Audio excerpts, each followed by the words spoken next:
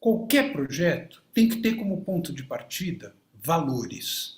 Quais são os valores a partir dos quais eu faço o que eu estou fazendo? E a pergunta-chave do dirigente empresarial tem que ser: depois que eu oferecer isso ao mercado, o que vai acontecer?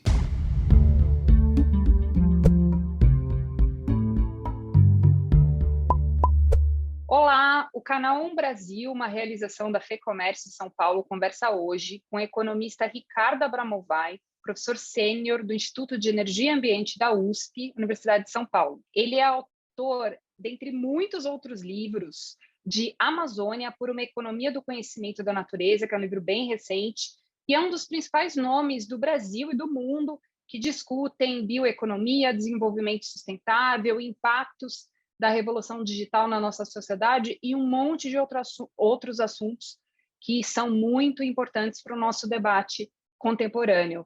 Professor, é um prazer tê-lo na conversa hoje.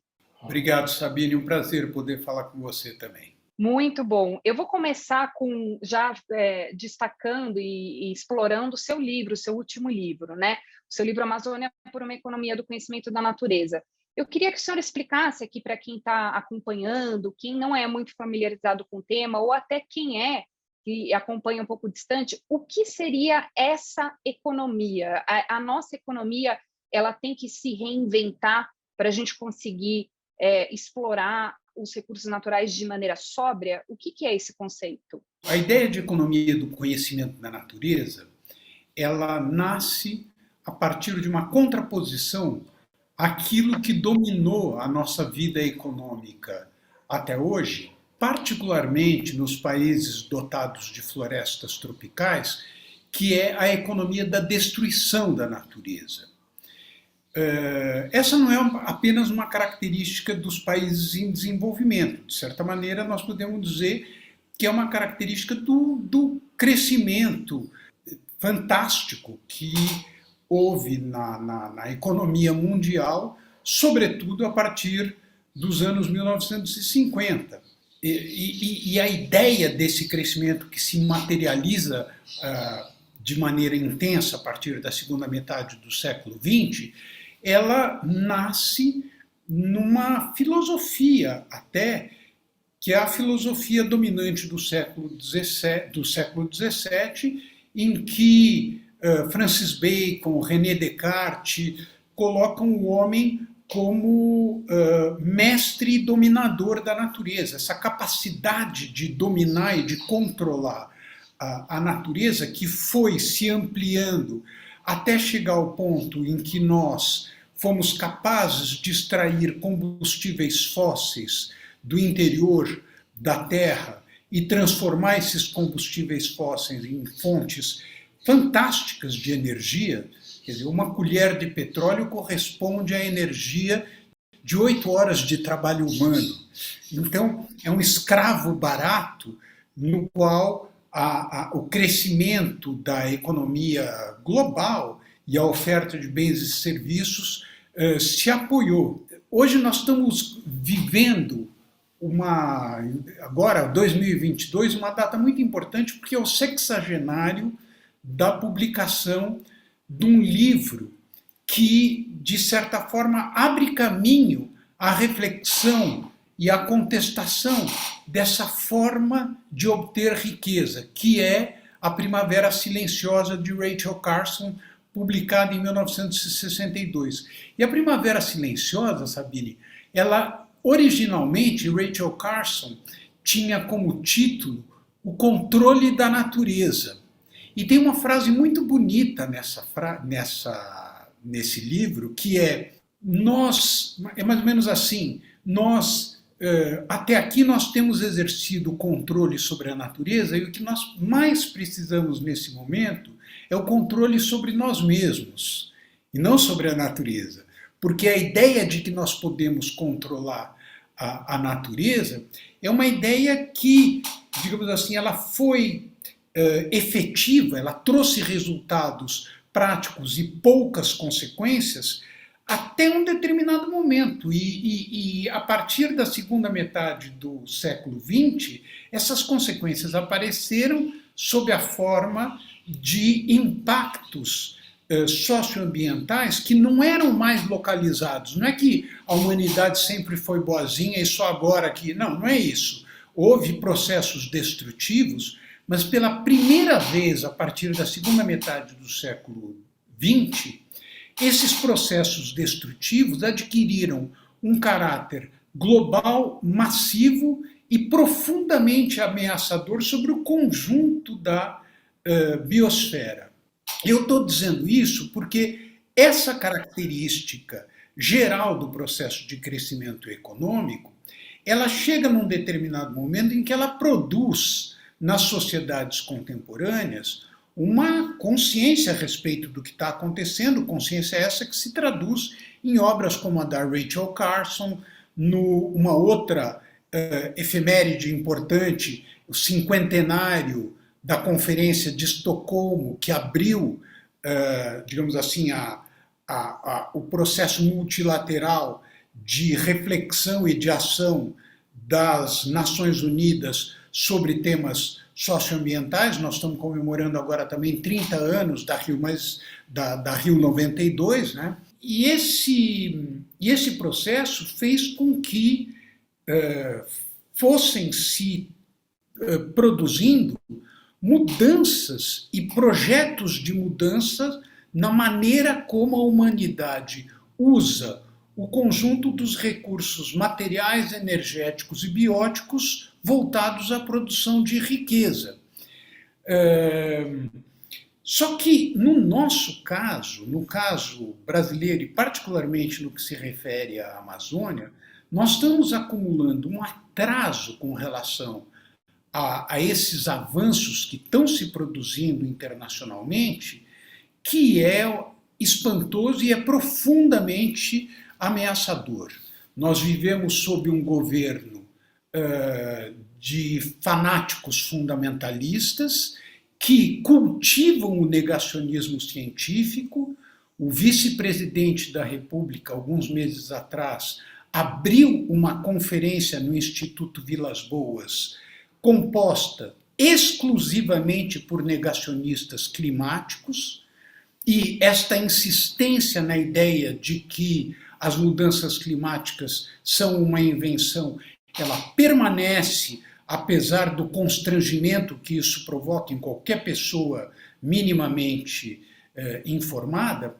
E no que se refere à Amazônia, a principal tradução do fanatismo fundamentalista está na ideia de que a Amazônia é um território vazio, prestes a ser ocupado por potências estrangeiras e que, portanto, nós brasileiros precisamos acelerar o processo de ocupação desses espaços vazios, sob pena de perdê-los e, portanto, de perder a nossa soberania sobre esses espaços. Isso que eu estou falando, que parece uma caricatura paranoica, não é uma caricatura paranoica. Isso pode ser encontrado em textos, em discursos de parte muito importante dos segmentos militares que hoje assessoram e compõem o Palácio do Planalto e a esplanada dos ministérios. Só que isso não vem de hoje. E no que se refere à Amazônia, o processo de crescimento econômico da Amazônia se caracterizou fundamentalmente por destruição. O nosso principal desafio hoje é fazer com que nós possamos nos beneficiar do conhecimento da natureza para a produção de riqueza, e isso tem que ser feito junto com a valorização da cultura material e espiritual dos povos da floresta, por um lado, por uma profunda transformação da agropecuária que existe na Amazônia em direção a técnicas regenerativas e pela aplicação nas cidades da Amazônia da ideia de soluções baseadas na natureza, para que, hoje, por exemplo, Belém, 2/3 das frutas e verduras que se comem em Belém vêm de outros estados do Brasil. No lugar que é uma cidade florestal, uma cidade que tem um potencial produtivo extraordinário. Isso é inadmissível. Nós precisamos que as cidades sejam ocupadas também por uma produção agropecuária sustentável. É um espanto você constatar que isso vem acontecendo de maneira intensa em países do hemisfério norte e nas regiões mais promissoras e mais propícias para isso, isso não está acontecendo. Então, economia do conhecimento da natureza é justamente se opor ao processo de destruição e fazer emergir uma economia que recomponha a floresta e que, por meio dessa recomposição, garanta aos 40 milhões de pessoas que vivem na Amazônia, 30 milhões na Amazônia brasileira, condições de vida que façam com que essas pessoas se orgulhem de serem detentoras da maior riqueza e da mais importante riqueza de que dispõe o planeta. Professor, e falando especificamente sobre a Amazônia, né, que é um grande tema do senhor, o tema do seu livro, que a gente estava debatendo agora, né, existe um discurso vigente, uma perspectiva de que é preciso desmatar por aspectos econômicos e aspectos alimentares, né, que a gente precisa daquela área, enfim. E o senhor já disse que essa ideia de que desmatar porque precisamos, por exemplo, da área da soja para alimentar o mundo, é olhar para o retrovisor. Por que a gente não consegue parar de olhar para o retrovisor nessa área especificamente? Em primeiro lugar, porque a ideia de que a floresta, a eliminação da floresta pode trazer riqueza, essa é uma ideia muito atraente e muito imediata. Para quem vive na Amazônia, para uma parte muito importante dos que vivem na Amazônia, essa é a única maneira que se concebe de produzir riqueza. A verdade é que nós desenvolvemos muito mais a visão a respeito do que fazer quando a floresta não existe mais, do que a visão sobre o que fazer com a floresta. Essa defasagem está sendo transposta muito recentemente. Daí a importância da ideia de economia do conhecimento da natureza. Essa defasagem, eu vou te dar um exemplo a partir de um estudo que foi feito pelo professor Salo Kozlowski, da Universidade de Nova York, no âmbito do projeto Amazônia 2030. O Salo fez um estudo a respeito dos produtos que são exportados na Amazônia. E ele pegou os produtos da sociobiodiversidade florestal e o que ele percebeu? Ele percebeu que a participação desses produtos no comércio global destes produtos é ínfima, mas não é ínfima porque a Holanda ou os Estados Unidos, a Suécia ou o Canadá produzem. Não, ela é ínfima porque outros países em desenvolvimento com níveis comparáveis ao Brasil, o Vietnã, etc., ocupam um lugar muito mais importante nestes produtos do que o Brasil. Então, nós não fomos capazes de desenvolver, e sob o comando de fanáticos fundamentalistas, nós não seremos capazes de desenvolver as estruturas comerciais, mercadológicas, que vão permitir que a sociobiodiversidade seja valorizada. Existem algumas experiências muito importantes. Por exemplo, há um selo, você vai no mercado de Pinheiros, tem uma loja em que você encontra esse selo, chamado Origens Brasil. Esse é um selo de produtos comercializados nas áreas protegidas do Brasil. São 22 milhões de hectares, grandes empresas participam da organização em torno desse selo, grandes empresas como Alpargatas, como Wickbold, enfim, várias, como a Brahma, etc. E esses produtos são comercializados, mas ainda é muito pouco.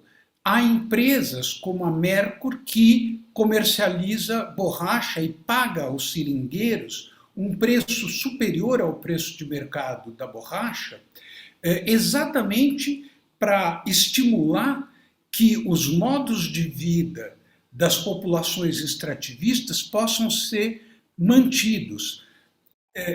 O importante nessa ideia, Sabine, é que os modos de vida das populações que vivem na floresta, eles correspondem a uma cultura material e espiritual da qual o Brasil deveria se orgulhar. São mais de 100 línguas faladas por povos indígenas, são hábitos, modos de vida, como eu falei, que seria um crime permitir, como está sendo permitido hoje, por exemplo, na invasão garimpeira aos territórios Yanomami, permitir que isso seja destruído. Isso é genocídio e é etnocídio. E essa é uma riqueza da qual o Brasil não pode simplesmente dizer, não, eu prefiro produzir soja e carne. Para que esses produtos sejam valorizados, nós precisamos de uma infraestrutura que se volte para as pessoas e para as suas atividades econômicas. Não é simplesmente a infraestrutura para as commodities e para a mineração. Tudo bem, essa é importante. Agora, nós precisamos de uma infraestrutura que leve energia de boa qualidade para as populações que vivem na floresta, que permitam que essas populações tenham luz para as crianças poderem estudar, que permitam mobilidade por barcos que não sejam movidos a diesel. Hoje essas populações são totalmente dependentes do diesel.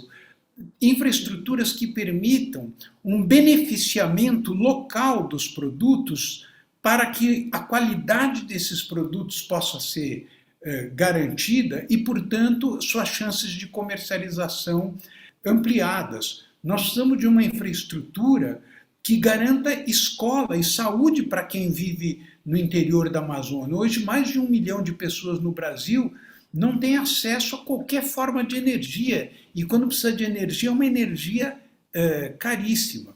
Então, esses são temas também muito importantes que têm que ser levados em conta.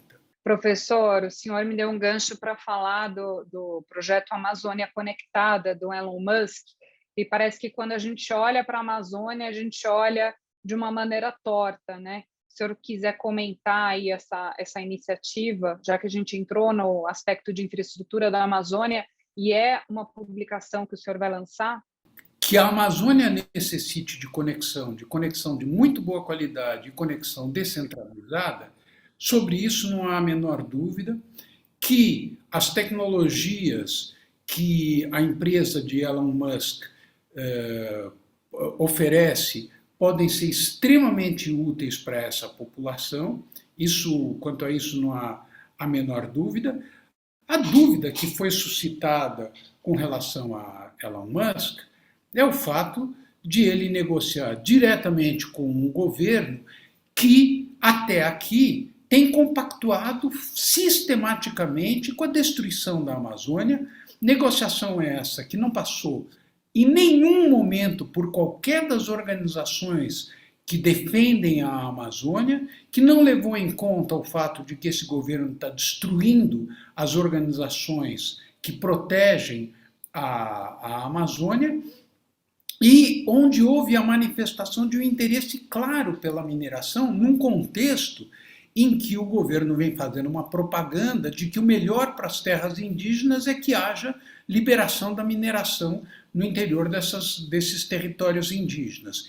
Então, se nós pensarmos estritamente na tecnologia, é uma tecnologia fantástica para ser descentralizada, mas nas mãos de quem ela está sendo colocada, as chances de que ela se torne uma tecnologia que vá fortalecer as milícias, a criminalidade, a grilagem de terra, a exploração ilegal de madeira, o garimpo ilegal de ouro e assim por diante, essas chances são gigantescas. Então, é com muita preocupação que não só eu, mas todas as organizações da sociedade civil viram esta visita de Elon Musk, essa visita grotesca de Elon Musk ao presidente Bolsonaro e à clique que estava em volta dele quando essa visita aconteceu.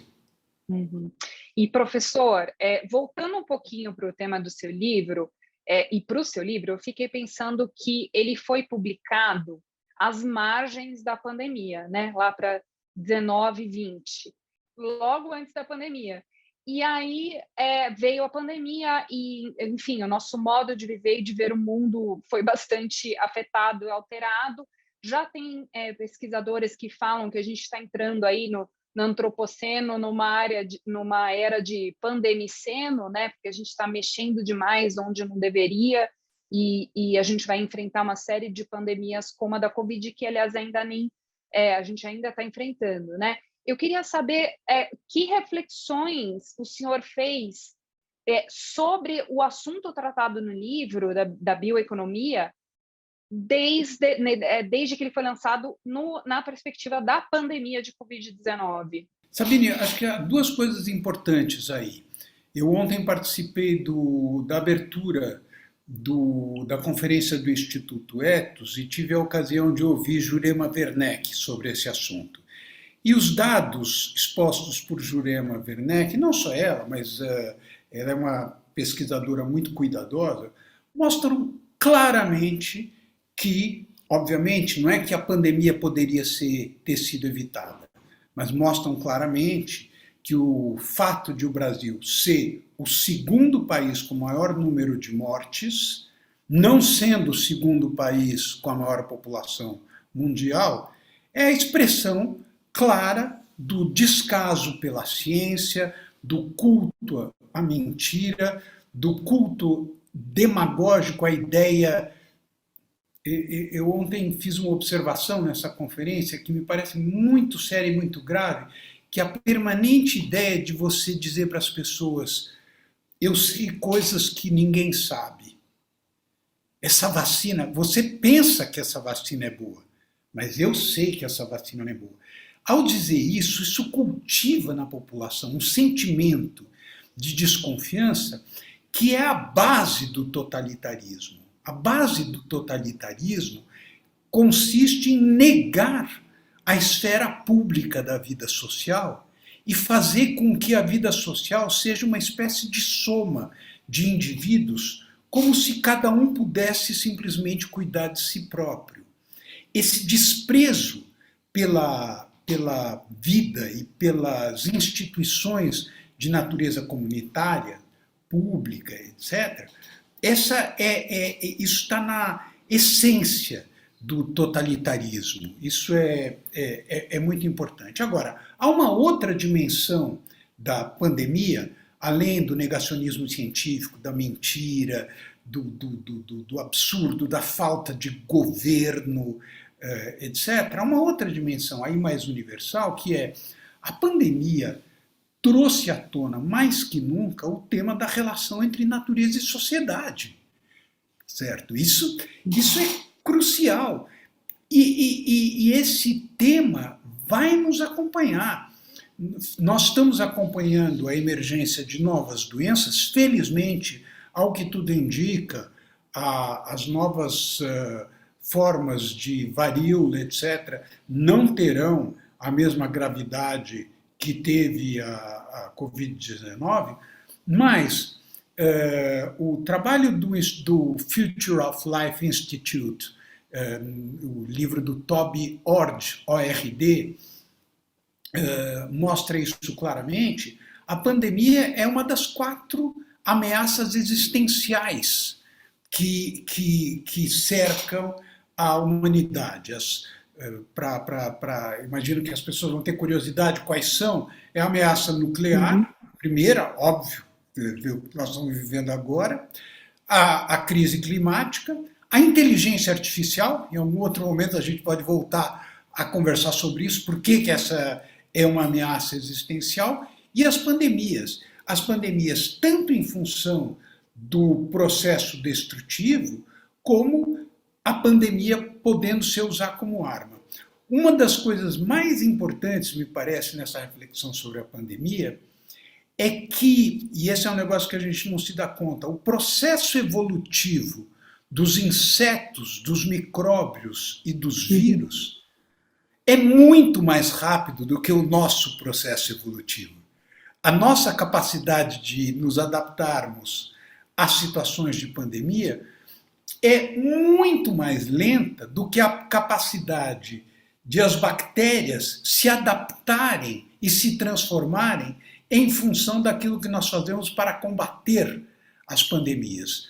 Em 2016, pesquisadores de Harvard, a Sabine conhece bem isso, fizeram numa placa de Petri uma experiência que era: você colocava bactérias nessa placa, uma placa grande assim de 1 metro, você colocava bactérias e enchia aquilo de antibióticos que imediatamente matavam essas bactérias. Só que não matavam todas as bactérias. Algumas sobreviviam. Nós tendemos a ver esse processo de sobrevivência como um processo de adaptação muito lento, etc. Sabe quantos dias levou para que essas bactérias que se adaptaram ocupassem o conjunto da placa? 12 dias. E um dos fenômenos importantes durante a pandemia foi o fenômeno da resistência aos antibióticos. Os médicos estavam desesperados porque, e esse é um tema global, ou seja, é o tema da Rachel Carson, a ideia de que nós podemos transformar a natureza porque nós temos a inteligência suficiente para nos adaptarmos aos resultados dessa transformação. Essa é uma ideia profundamente equivocada. É uma ideia de uma soberba, de uma autossuficiência, de uma arrogância com a qual a vida social não vai poder conviver. Então, a pandemia está nos trazendo, está nos forçando a uma reflexão sobre essa relação entre sociedade e natureza que tem consequências econômicas. A União Europeia está fazendo uma opção na sua política agrícola pela agroecologia. Isso deixou de ser um tema de alguns grupos hippies, vegetarianos, veganos, bicho grilo, tal. Não, é política pública da União Europeia. A juventude chinesa, hoje a China tem a maior classe média do mundo, a juventude chinesa está muito preocupada com esses temas. Nós estamos vendo a emergência de novas formas produtivas que repudiam as criações concentracionárias de animais, porque essas criações concentracionárias só não são vetores de transmissão de novas pandemias porque recebem muito antibiótico. 70% dos antibióticos que a humanidade produz se voltam a essas criações concentracionárias e não aos seres humanos. Isso se espalha pela água e isso está provocando problemas extremamente sérios. Então, no âmbito, não tem como separar a economia disso. Não, a economia é outro assunto. Não, não é outro assunto. A economia trata da maneira como os seres humanos usam os recursos materiais, energéticos e bióticos para oferecer bens e serviços. Esse ponto que eu queria, inclusive, explorar, né? A gente, quando pensa em política pública, a gente tem o Ministério da Economia, o Ministério da Energia, o Ministério do Trabalho, do Ambiente, da Saúde. A gente coloca tudo em caixinha e a gente divide o mundo em caixinha, inclusive na cobertura da imprensa, né? Tem o jornalista de economia, o jornalista de ambiente, que muitas vezes tem perfis bastante diferentes, né? O quão distante a gente está de, como sociedade, entender que as coisas estão conectadas. Então, se eu estou discutindo energia no Ministério da Energia, eu também estou discutindo aspectos econômicos, sociais e ambientais. Quer dizer, o quão distante a gente está dessa realidade? Sabine, eu acho que a gente está bem distante, apesar do... A gente está bem distante, você vê. Mesmo essa história de ESG, né, ESG, por que social e governança? Por que não político? Não tinha que ter uma coisa assim? Na governança empresarial, A governança empresarial é compatível com regimes totalitários? Nós vamos ver cenas como a do Hitler sorrindo diante de uma miniatura de Volkswagen e dos dirigentes da Volkswagen ao lado e atrás os campos de concentração acontecendo, tudo bem porque é ESG? Como é que você faz essa divisão? Nas Nações Unidas, eu acho que existe um empenho e os objetivos do desenvolvimento sustentável, acho que são o mais importante documento emancipatório da humanidade no século XXI. Parece uma declaração grandiloquente, mas eu estou procurando ser rigoroso ao fazer essa afirmação. E mesmo a maneira como esse documento é apresentado induz as caixinhas, são 17 caixinhas. Mas você pode substituir essas caixinhas no formato de bolo de casamento. Na base do bolo de casamento está o quê? Os oceanos, as florestas, o solo e a atmosfera. Essa é a base. Tudo depende disso. Se nós não tivermos oceano, quer dizer, a ideia de que tudo bem você ter mudanças climáticas, porque eu vou descobrir uma forma de captar carbono, não é bem assim. O tamanho da pedra que seria a captação do carbono necessário à neutralização das emissões de gases de efeito estufa, isso resultaria numa pedra do tamanho do território da Nigéria. Vai enterrar onde isso? Então, vamos com calma nessa história. Então, na base, então, oceanos, atmosfera, clima, floresta, solos, etc. Em cima disso tem a vida social.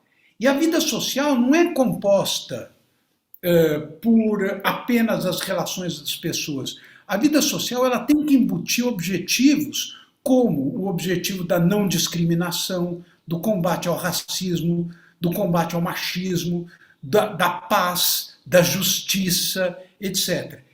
A terceira camada do bolo de casamento é a economia. E a economia também tem que ter objetivos. Cidades limpas, cidades sustentáveis, cidades que não existem em função dos automóveis, inovação tecnológica, mas não qualquer inovação tecnológica.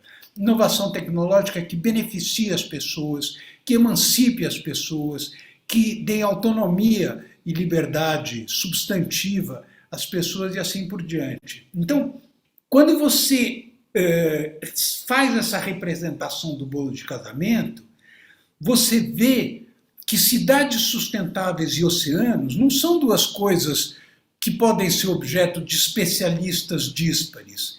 Esses especialistas têm que conversar, têm que interagir.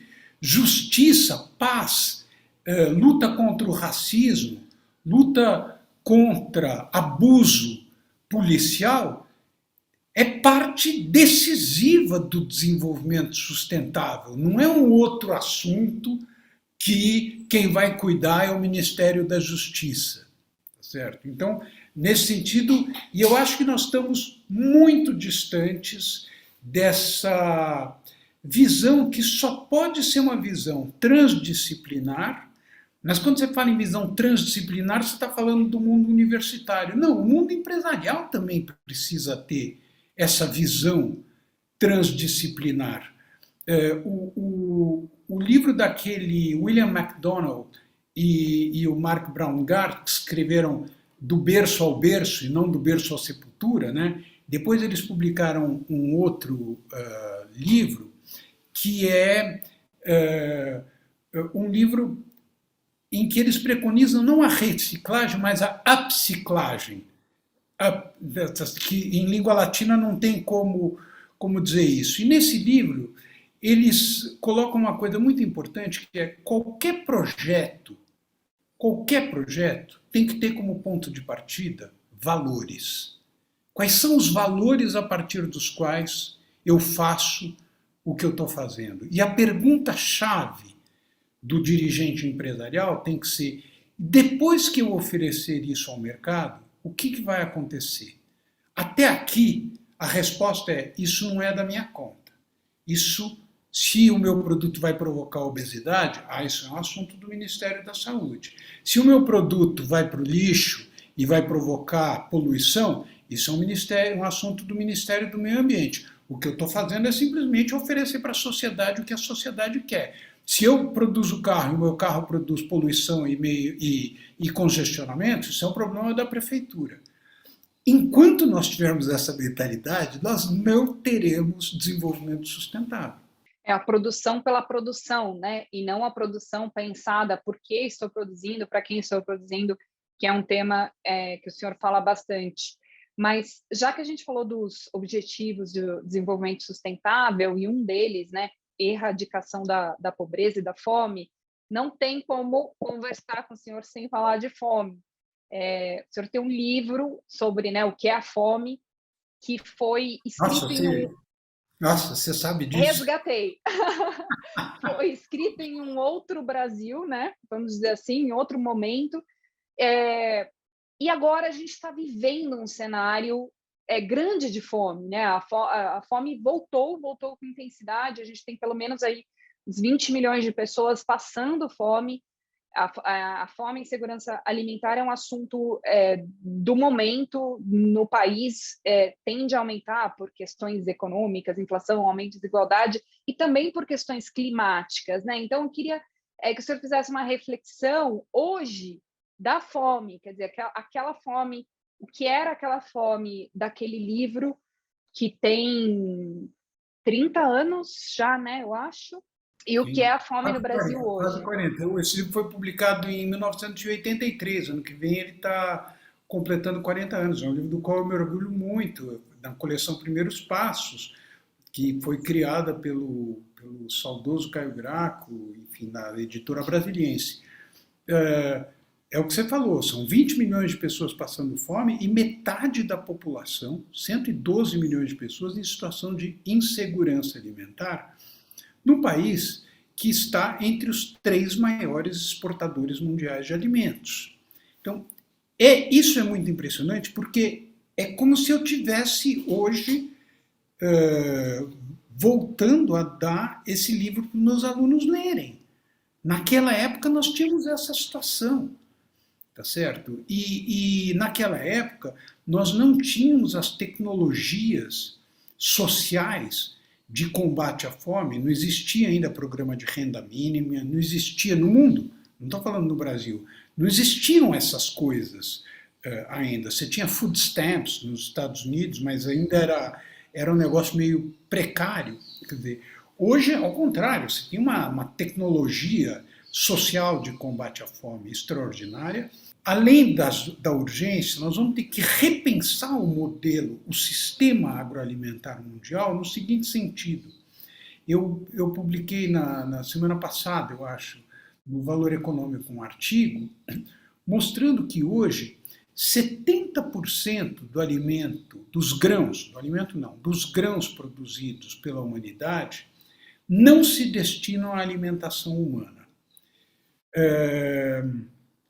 Isso é muito polêmico e muito difícil, porque, claro, uma parte desses grãos destinam-se à alimentação animal, que em última análise destina-se à alimentação humana. Mas a verdade é que as cadeias longas de valor, isso para o Brasil é muito importante, as cadeias longas de valor, a dependência dos sistemas produtivos de diferentes países, de proteínas produzidas, sobretudo na América do Sul, no Brasil, na Argentina, no Paraguai, isso está fortemente sob contestação.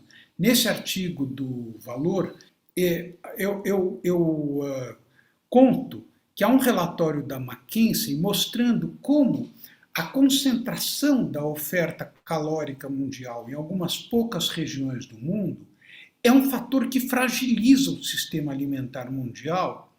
Por quê?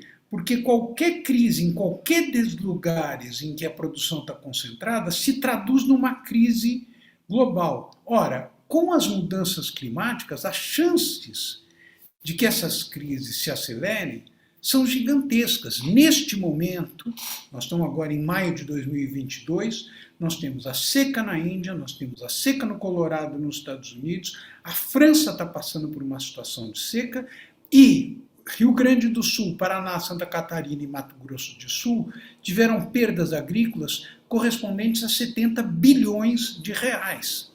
Então, dizer que, quer dizer, não é...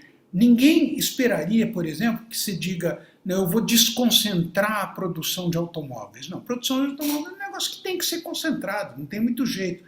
Mas no caso da agricultura, nós chegamos a um grau de concentração da oferta em algumas poucas regiões, em alguns poucos países, que é profundamente ameaçador. Nós precisamos descentralizar os sistemas alimentares, nós precisamos fazer com que as cidades passem a ser componentes da oferta alimentar.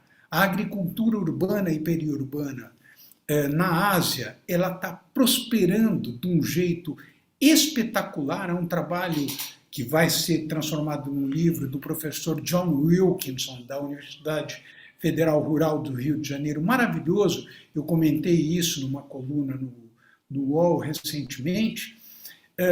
Então, diversidade tem que ser, da mesma maneira que na sociedade nós precisamos cultivar, é democrático cultivar diversidade, no que se refere à agricultura e alimentação, a palavra de ordem tem que ser diversidade. Sob a coloração, os aromas, os convites das prateleiras dos supermercados, esconde-se uma monotonia alimentar profundamente ameaçadora para a saúde humana. Hoje, a obesidade se tornou uma pandemia. 40% da população norte-americana é obesa, a obesidade no Brasil está aumentando. Um problema muito sério que nós temos agora, neste momento de fome, é que os alimentos frescos e saudáveis são os alimentos menos acessíveis às populações de baixa renda. Os desertos alimentares, ou seja, as populações que vivem em regiões onde elas não têm acesso a alimentos frescos, esses desertos alimentares se fortaleceram e, portanto, essa tem que ser, como você bem disse, não se trata de dizer agora o Ministério da Agricultura tem que se preocupar com isso. Não. No âmbito internacional, a gente tem hoje uma junção entre agricultura, meio ambiente, saúde humana e saúde animal. Nós precisamos encarar esses temas sob o signo dessa integração. Professor, para fechar, o senhor tem uma carreira, né, um trabalho muito multidisciplinar, portanto, passa por muitos temas, a gente poderia ficar falando aqui horas, então eu fecho com tristeza, mas para fechar, eu queria fazer uma pergunta, como cientista, pesquisador, né, da Universidade de São Paulo, quando o senhor chega na universidade, inclusive li que o senhor vai de bicicleta para o campus, quando o senhor chega lá no campus... eu sou jornalista, eu apuro. Quando o senhor chega no campus, qual que é a sua angústia do momento, a sua pergunta do momento? O que o senhor está trabalhando agora como cientista e quer responder? Qual a sua reflexão do momento? É a democracia. Nós estamos vivendo numa situação em que, se o fanatismo fundamentalista continuar no Palácio do Planalto e na esplanada dos ministérios, eu acho que a capacidade destrutiva dessas pessoas é tão grande, a capacidade que essas pessoas têm de inspirar na sociedade os piores sentimentos, o ódio, o ressentimento, a raiva, a desconfiança. Nenhuma sociedade, nós admiramos tanto o Japão é uma sociedade cuja fundamentação é a confiança. Não é confiança nas armas, confiança no governante, é confiança das pessoas umas nas outras. Então, a nossa democracia hoje se encontra sob ameaça, há instituições que estão heroicamente tentando resistir a essas ameaças, mas quando eu vejo, por exemplo, todo o movimento feito, você falou da universidade, de patrulha daquilo que é feito em sala de aula, como se falar de feminismo, de direitos sexuais e reprodutivos da mulher, como se isso pudesse ser tratado como um crime e não como manifestação de que nós estamos num momento em que as mulheres têm que ter soberania, autonomia e independência sobre o que fazer com o seu próprio corpo, isso já é associado a culto ao aborto. Ninguém faz culto ao aborto, isso é completamente absurdo. Aborto é uma coisa que se faz em situações excepcionais. Então, mesmo dentro da universidade, que é um ambiente que só prospera se houver liberdade de cátedra, liberdade de pensamento, a ciência é crítica e dúvida, a ciência não é certeza, a ciência sempre é dúvida. Então, a universidade só pode existir se nós cultivarmos o conhecimento. E justamente o que o fanatismo fundamentalista faz é afastar o conhecimento do nosso horizonte. Então, minha mais importante preocupação quando eu chego na universidade é com a nossa democracia, porque sem ela nós não conseguiremos combater a fome, nós não conseguiremos uma convivência civilizada, construtiva entre nós. Muito bom, professor. Ótima mensagem aqui para fechar nossa conversa, até porque a manutenção, né, da democracia, a luta pela democracia, cabe a todos nós. Então, todos nós temos que lutar agora para conseguir manter a nossa democracia e a produção do conhecimento científico, as tomadas de decisão públicas baseadas em evidências como as que o senhor nos traz. Muito obrigada pela conversa. Até a próxima. Obrigado, Sabine. Um grande prazer falar com você. Obrigado.